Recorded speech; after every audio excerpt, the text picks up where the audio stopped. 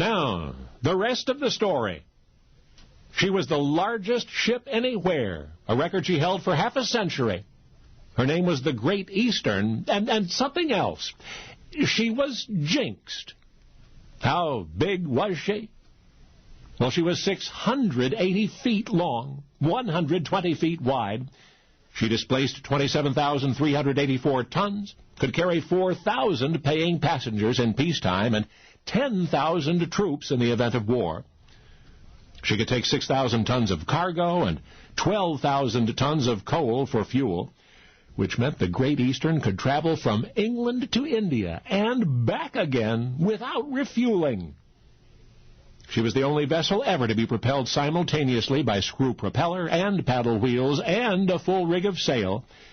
And from her debut as the monster queen of the seas until her voyage to the scrap heap in 1888, the Great Eastern had a stone-cold reputation as a jinx. For a while, it seemed she'd never be launched. November 3, 1857 was the date originally scheduled for her sideways slip into the Thames River, but a few feet was as far as she got. 10 times over the next 3 months, her owners tried to extricate her from her muddy snare. Cost them £120,000. Finally, and only after bankrupting her owners, the Great Eastern launched herself. Just slid out into the river unassisted the last day of January 1858. It was around that time folks began whispering about the ship with a mind of its own. Great Eastern stayed at anchor in the Thames for almost 2 years thereafter before being purchased for only a quarter the original building cost. Then September 1859, a trial run, during which an engine room explosion killed 6 firemen, and her commander drowned. She spent that winter docked at Southampton, with her new owners calling it bad luck and others calling her a bad luck ship. And the misfortunes didn't stop. On her maiden voyage, her screw shaft bearing was run out, and both paddle wheels were smashed, and her rudder head snapped. And during subsequent voyages, there were serious damages and staggering debts.